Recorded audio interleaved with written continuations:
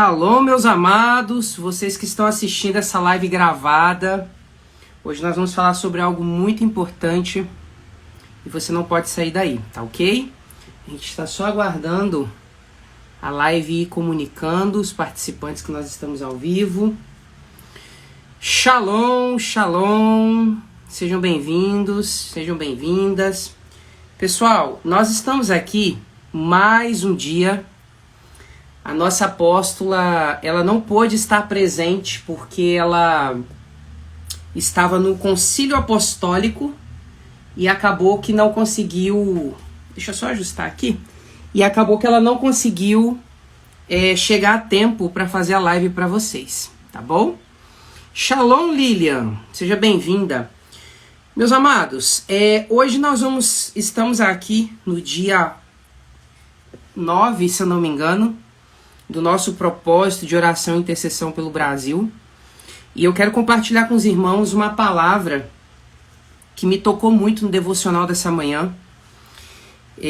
Que quando nós observamos o porquê da trajetória de Saul ter sido uma trajetória tão difícil, ter sido uma trajetória de derrota, mas não era para ser assim. Quando nós vemos nos púlpitos, muitas vezes os pregadores falando sobre Saul, parece que era alguém que Deus tinha ranço, era alguém que Deus não tinha prazer naquela pessoa. Mas deixa eu falar uma coisa para vocês. Quando o povo de Israel escolheu e pediu a Deus um rei, quem escolheu esse rei foi Deus. Quem escolheu Saul foi Deus. E por que então que o fim de Saul foi tão trágico? Por que o fim de Saul não foi só a morte? O fim de Saul foi ele perder toda a herança dele. Porque quando ele foi atacado, morreu ele e morreu todos os filhos dele. Ele não teve herança para dar continuidade no trono. Foi aí que o trono foi passado para Davi. Mas por quê? Por que isso aconteceu com Saul? Dentre tantas outras coisas que Saul fez, que foi fazer consultas ocultistas, tem algo que Deus abomina. Quando Saul ele precisava ir para a guerra e o povo de Israel não ia para a guerra sem oferecer sacrifício, o profeta Samuel demorou muito a chegar. Sabe o que Saul fez? Ele mesmo ofereceu o sacrifício. Só que existia uma lei sacerdotal, existia uma ordem da parte do próprio Deus, que o rei não podia fazer isso. E aí eu quero mostrar para vocês a diferença de Saul para Davi, e vocês vão entender o porquê que eu tô falando isso com vocês. No livro de 1 Crônicas, capítulo 14, versículo 10, nós vamos ver Davi fazendo a seguinte questão, olha só. Então Davi perguntou a Deus: eu devo lutar contra os filisteus? O Senhor me dará a vitória? Meus amados, olhando só o texto isolado, talvez a gente não consiga entender. Mas presta atenção, aqui está dizendo o seguinte: que os filisteus, eles foram para o campo de batalha atacar o povo de Israel. É natural que quando eu estamos sendo atacados, que nós revidemos. É comum que quando nós sabemos fazer algo, temos destreza para fazer algo, temos habilidade para fazer esse outro algo, é natural que a gente simplesmente o faça. Davi, ele era perito na arte da guerra. Só que quando, presta atenção, Davi e seu exército estava sendo atacado, no meio do ataque, Davi disse o seguinte: Senhor, eu devo lutar contra os filisteus? Tu me darás a vitória? Meus irmãos, olha só, meditar na palavra é pensar, é se colocar a pensar. Quem que em sã consciência está sendo atacado e fala, Senhor, eu devo lutar contra eles? Eu estou sendo atacado, eu devo lutar contra eles? Quem que em sã consciência faz isso? Quase ninguém, né? É por isso que quase ninguém foi chamado segundo o coração de Deus. Porque mesmo sobre ataque, mesmo sendo atacado pelo exército da Filistia, Davi parou para consultar a Deus se ele deveria entrar naquela guerra ou não. E aí Deus disse, vá, eu lhe darei a vitória. Então Davi atacou Baal-Perazim e derrotou os filisteus. Presta atenção que o código vem agora. Como se fosse uma enchente que derruba tudo, porque ele sabia fazer. Deus me usou para abrir uma brecha no meio do exército inimigo. Por isso aquele lugar é chamado Baal-Perazim. Presta atenção agora. Quando os filisteus fugiram, deixaram os seus ídolos para trás e Davi ordenou que esses ídolos fossem queimados. Estou no versículo 13, tá? Mas logo os filisteus voltaram. Então Davi, ele estava sendo atacado. Ele poderia ter tido uma reação de contra-atacar. Ele poderia ter tido uma reação de contra-atacar. Meus irmãos, presta atenção. Se alguém invade a sua casa e você tem, por exemplo, uma arma, você vai pensar em dar um tiro para cima, pelo menos para o bandido fugir? Não, você simplesmente vai fazer. Só que Davi, quando ele viu que ele estava sendo atacado e que ele era perito na arte da guerra, ele em submissão, ele chegou diante de Deus e perguntou, Senhor, eu sei atacar, eu sei guerrear, eu sou bom e tenho os melhores comigo, mas o Senhor me autoriza a guerrear? Mesmo ele tendo todos os recursos, ele se humilhou. E mesmo sendo atacado, uma pessoa que está sendo atacada, ela não tem tempo nem para pensar. Mas ele parou tudo e foi perguntar para Deus se era para ele entrar na guerra ou não. Diferente de Saul, que até ofereceu holocausto, ele ofereceu não tendo autorização e patente espiritual para isso. Essa era a diferença entre Davi e Saul. A diferença entre Davi e Saul era que Davi, ele se humilhava diante de Deus. Davi, ele pedia autorização de Deus, mesmo quando ele era bom o suficiente para fazer o que precisava ser feito. E aí, diz assim, ó, no versículo 13. Logo os filisteus voltaram ao vale e começaram a atacar novamente. Ô, gente, deixa eu falar uma coisa para você. Olha o código aqui, olha como é que Davi, ele era redundante, ele era repetitivo em ser o que ele era. Você foi atacado. Você é muito boa e muito bom de guerra. Você poderia simplesmente ter contra-atacado, mas não, você teve o cuidado de pedir ao Senhor, Senhor, eu posso contra-atacar? Pode, vai que eu vou te dar a vitória. Você foi lá, você atacou, venceu os seus inimigos. Depois os seus inimigos, eles voltam novamente para te atacar. Qual é a lógica de um ser humano que não está conectado com a vontade de Deus? Uai, eu vou contra-atacar de novo. Por que eu vou contra-atacar de novo? Porque se o Senhor me permitiu contra-atacar da primeira vez, ele vai me permitir de novo agora, porque ele me deixou atacar a primeira vez. Não é essa a lógica? Não é uma lógica de uma pessoa que anda em submissão a Deus. A lógica humana, ela vale aqui na Terra. Mas se você quer acessar o fator sobrenatural de Deus, se você quer acessar os milagres criativos do Eterno, não é você achando que é com óbvio que você vai lutar, que você vai vencer. E aí, diz o seguinte, ó. Mas logo os filisteus voltaram ao vale e começaram a atacar novamente. Olha a chave de um homem que anda segundo a vontade de Deus. Mas Davi mais uma vez consultou a Deus. E ele respondeu: não os ataque daqui.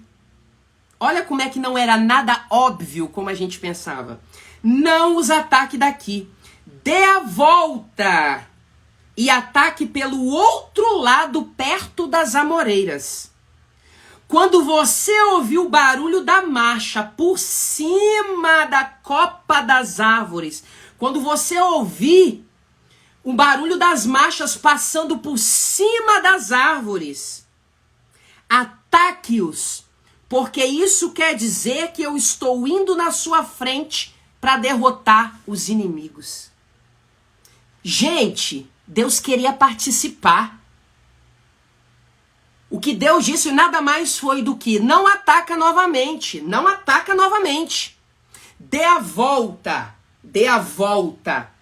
E quando você ouvir o meu exército passando por cima da copa das árvores, porque eu sou Yahvé Tsabaoth, o Deus dos exércitos, estrategista maior do que eu não há, quando você ouvir esse barulho, Deu passando por cima da copa das árvores, você pode atacar porque você saberá que eu fui na sua frente e eu ganhei a guerra por você.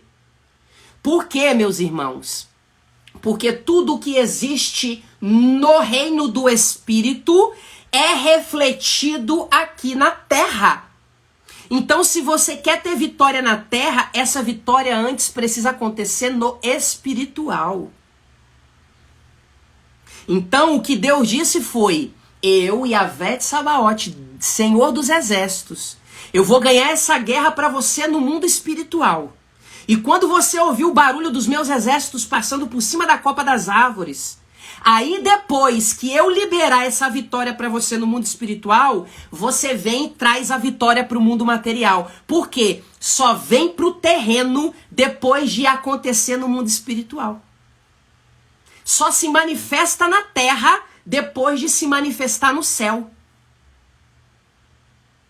Só que Davi, ele foi insistente em pedir a autorização do Senhor, em submissão. Quantas vezes, meus amados, eu, começando por mim, simplesmente queremos que o Senhor, ele carimbe e assine os planos que nós mesmos fizemos. Nós já sabemos onde queremos ir, com quem queremos estar, do que precisamos. A gente desenha o plano todo, entrega para Deus, como se ele fosse um capacho, e fala assim: Senhor, aprova o meu plano, porque o meu plano tá perfeito. Eu já desenhei todo o meu plano, todo o meu projeto já tá pronto. Agora é só o Senhor carimbar e assinar, porque o Senhor é o meu garoto de recado. É isso, gente? Quem tá pedindo a passagem é 1 Crônicas, capítulo 14, versículos do 10 ao 15. Quantas vezes nós simplesmente chegamos na mesa de Deus e jogamos os nossos projetos, pá! Assina, porque eu já decidi o que eu quero, o que eu preciso, inclusive já sei como fazer. Só assina, Senhor. Só que quem fez isso foi Saul. E olha o fim de Saul. Saul não se importava com o que Deus queria. Saul não se importava com respeitar princípios. Porque ele não queria saber se isso era papel de sacerdote, fazer a oferta para Deus. Ele sabia fazer, ele conhecia todo o rito, ele era rei, tinha a maior patente do reino, então eu mesmo faço. E quando ele começou com essa ali, foi a derrocada dele. Porque não importa o quanto você sabe, o quanto você é boa, o quanto você acha e o quanto você pensa. A sua patente, ela não importa para Deus. Não quando você toma suas próprias decisões. É por isso que a gente vê muito servo de Deus padecendo. Por quê? Porque ele já tomou a sua decisão. Ele não foi consultar a Deus se Deus estava naquele negócio. Ele não foi consultar a Deus se Deus concordava com aquilo. Ele tomou a decisão dele e queria que Deus simplesmente assinasse. Que Deus concordasse. Meu irmão, isso não é atitude de submissão, não. Essa palavra ela fala primeiro para mim. A nossa crista é muito alta. Nós somos insubmissos e insubordinados. Mas Davi não. Davi a todo tempo, ele se prostrava diante de Deus e falava: ó Deus, ainda que eu saiba fazer, ainda que eu seja bom, ainda que eu seja perito, ainda que eu tenha os melhores homens, os melhores recursos, o Senhor me autoriza, Deus, a fazer?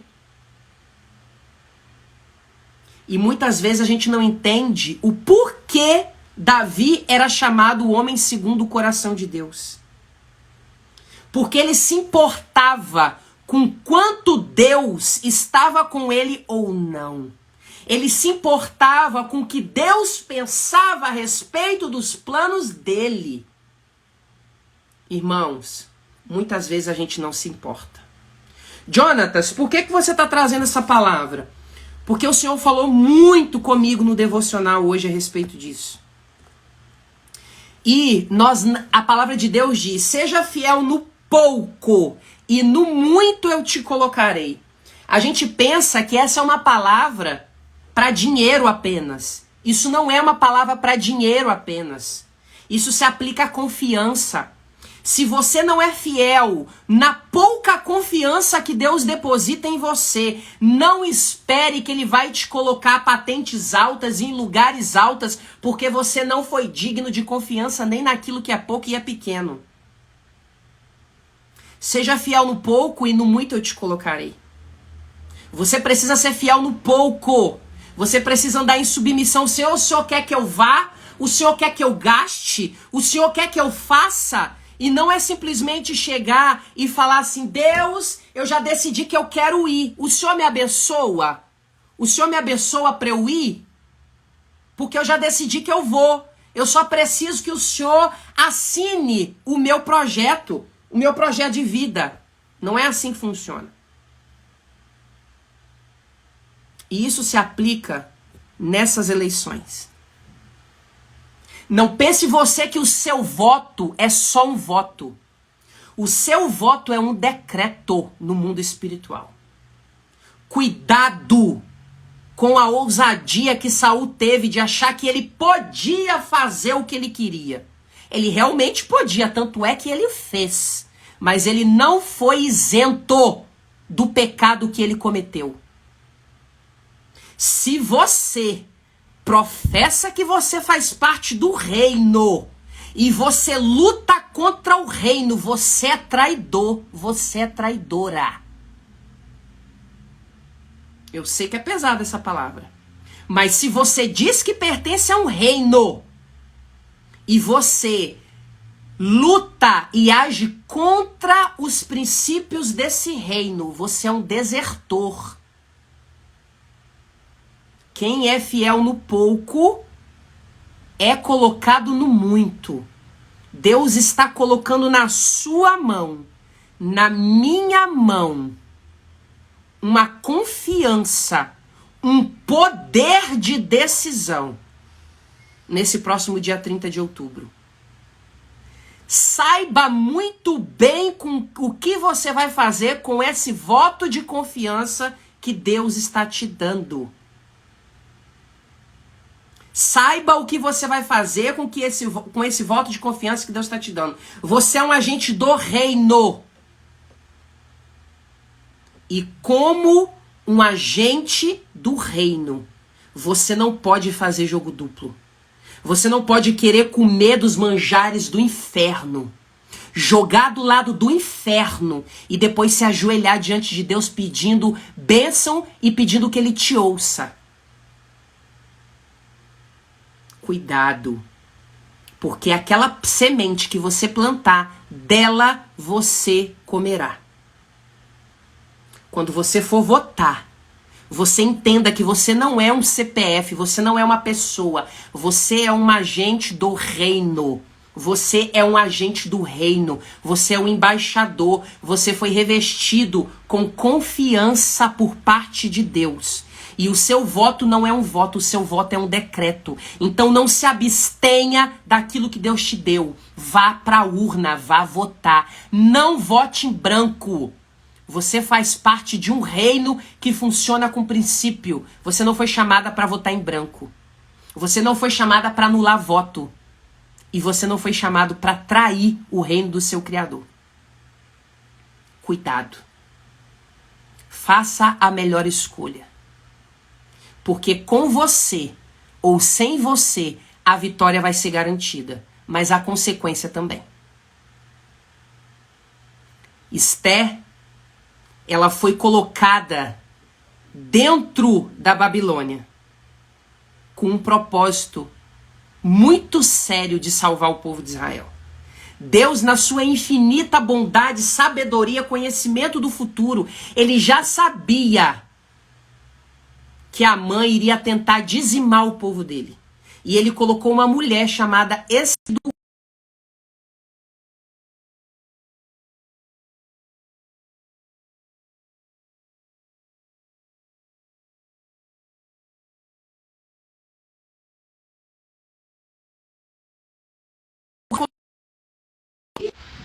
Acho que eu voltei agora, né? Amém. Voltei. Voltei.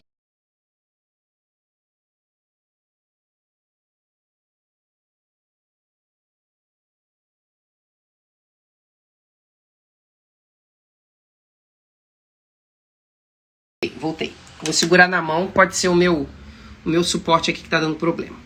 Então o que acontece? Estela foi colocada lá dentro com um propósito. Só que quando Estela começou a ser tratada pelos mordomos do rei, né? Ela, em um determinado momento, ela virou e falou assim pro seu tutor: eu não posso ir falar com o rei, eu vou morrer. Porque para ela estava confortável viver a vida que ela estava vivendo.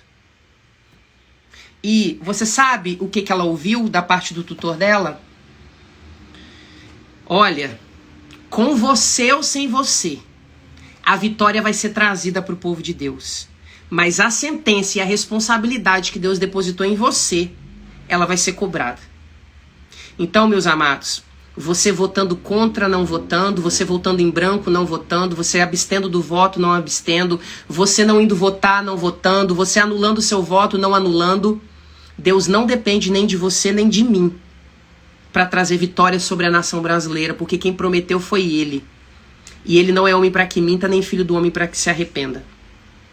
A vitória, ela vai chegar. Só que você está diante de uma oportunidade de carimbar também esse induto. Esse induto sobre o Brasil, ele vai receber a sua assinatura ou não? Porque vai acontecer. Só que quando o Senhor for olhar as atas nos tribunais celestiais, nas cortes celestiais, a sua assinatura vai estar lá ou não? Porque se ela não tiver, não reclama dos frutos que você vai colher. Isso não é uma ameaça. A Bíblia é assim. A Bíblia é causa e consequência. Nós sempre comeremos o fruto da semente que nós plantamos. Então, quando der o dia 30, se lembre de que você pertence a um reino. E que o seu voto é um induto, é um decreto naquela urna. E quando você tiver que comparecer diante dos tribunais do Eterno, e a sua assinatura não estiver ali naquele decreto, não se queixe depois. Porque a consequência sempre vem, meus amados. A Bíblia é recheada de causa e consequência. Os espias não acreditaram na promessa de Deus. O povo andou 40 anos no deserto até morrer o último.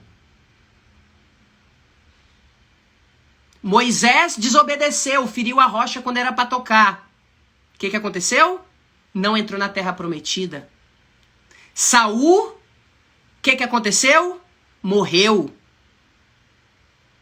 É assim. Reclama com Deus. Foi ele quem fez assim. As regras são dele, a gente só obedece. Então, meus amados, entenda que o seu voto não é um simples voto. o Senhor vai te cobrar o seu posicionamento ou a falta dele, ou o jogo que o irmão e a irmã fez contra os exércitos de Yahvé. Não lute contra os exércitos de Yahvé, porque você não vai prosperar. O Brasil é do Senhor Jesus. Nós declaramos que o Brasil é do Senhor Jesus. Nós declaramos que a nossa nação vai ser, sim, celeiro do avivamento. Vai ser, sim, celeiro de riquezas para o mundo. E nós não vamos compactuar e dar indulto para aborto, para legalização de droga. Nós não lutamos nesse reino, nós lutamos contra esse reino. E como uma igreja que luta contra esses valores demoníacos,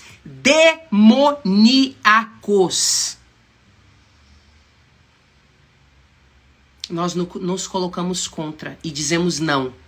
O nosso voto, ele é um voto de um embaixador do reino. E como embaixador do reino, lute a favor do reino. Tá ok? Que o Eterno abençoe você, que te dê destreza e sabedoria para que você possa colocar essa palavra no coração de outras pessoas, para que você possa mostrar para outros servos de Deus o pecado fatal que eles estão prestes a cometer. Mas lembre que quem convence o homem é o Espírito Santo de Deus. Não tenta abrir a cabeça da pessoa com machado e enfiar a verdade lá dentro, porque você não é capaz. É com jejum e com oração e com atitude. Nós estamos na reta final de jejuar, de orar e de ter atitude. Então, vamos converter todos os votos que nós podemos converter. Ai, meu Deus, que coisa horrível, campanha sim. O nosso Deus é um Deus de reino. Nós estamos exercendo o reino. Sim, os servos de Deus têm que influenciar no monte da política também. Não só lá, na cultura, nas finanças. Nós temos que estar enxertados em todas as áreas da sociedade, porque nós somos embaixadores do reino. E aonde houver fôlego, haverá uma pessoa decretando que aquele lugar pertence ao Senhor Jesus. Inclusive na política. Peça ao Senhor sabedoria no seu falar. Peça ao Senhor que te dê a ideia correta para você falar. Peça ao Senhor que amoleça o coração das pessoas e prepare o coração das pessoas igual Esté orou e jejuou para que o coração do rei fosse amolecido. Por quê? Porque se o coração do rei não fosse amolecido, o decreto para ela era de morte. Se o rei não estendesse o cetro para ela, o decreto era de morte. E a nossa oração é para que o Senhor amoleça o coração das pessoas, para que elas consigam escutar o que a gente está falando. Porque a nossa luta é contra os principados dos ares, que agem na comunicação, deturpando a comunicação. Sabe quando você fala A, a pessoa entende B?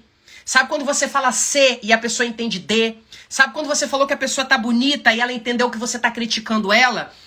É assim que o Principado dos Ares trabalha, deturpando as informações, deturpando a comunicação, fazendo com que a mente das pessoas estejam cauterizadas, que elas não consigam entender, que elas não consigam sentir. Mas nós, a Igreja de Cristo, levantamos frequência sobre os céus e declaramos: o Brasil é do Senhor Jesus, o Brasil é do Senhor Jesus, o Brasil é do Senhor Jesus, e o nosso Brasil não vai se render ao comunismo. E nós, como servos de Deus, vamos entender e já entendemos que o nosso voto é um decreto no mundo espiritual e nós vamos ser cobrados por ele. Amém, meus amados? Na última live foi uma palavra mais branda. Essa foi a palavra que o Senhor colocou no meu coração. Então eu tenho o coração limpo.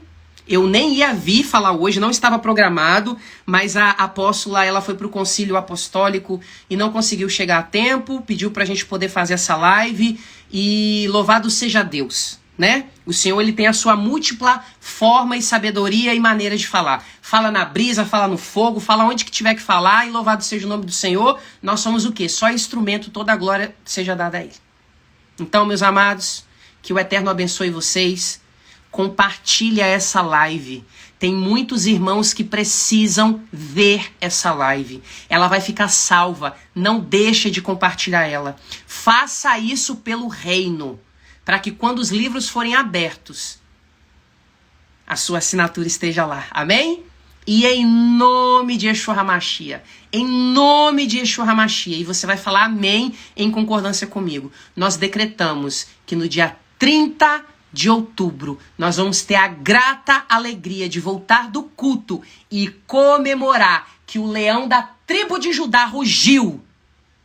E o Brasil é do Senhor Jesus. Bolsonaro vai ganhar em nome de Jesus. E nós vamos comemorar em nome de Jesus Cristo. Amém? Amém, meus amados? Todos em concordância? Então, em nome de Jesus, essa live vai ficar salva. Não deixe de compartilhar essa live com os nossos irmãos que precisam ter acesso ao que foi conversado aqui, tá bom? Obrigado mais uma vez pela compreensão de vocês. Hoje não foi a apóstola. Eu sei que vocês amam ouvir ela. Eu também amo ouvir. Aprendo demais. Sou discípulo da apóstola, sou discípulo do apóstolo. Mas hoje eu tô aqui como um filho e como irmão de vocês, tapando a brecha, segurando a arca, tá bom? E muito obrigado aí pelo carinho, muito obrigado pela generosidade de vocês estarem aqui até agora. Compartilhem essa live para nós chegarmos em mais pessoas, tá bom? Deus abençoe vocês. Shalom, shalom.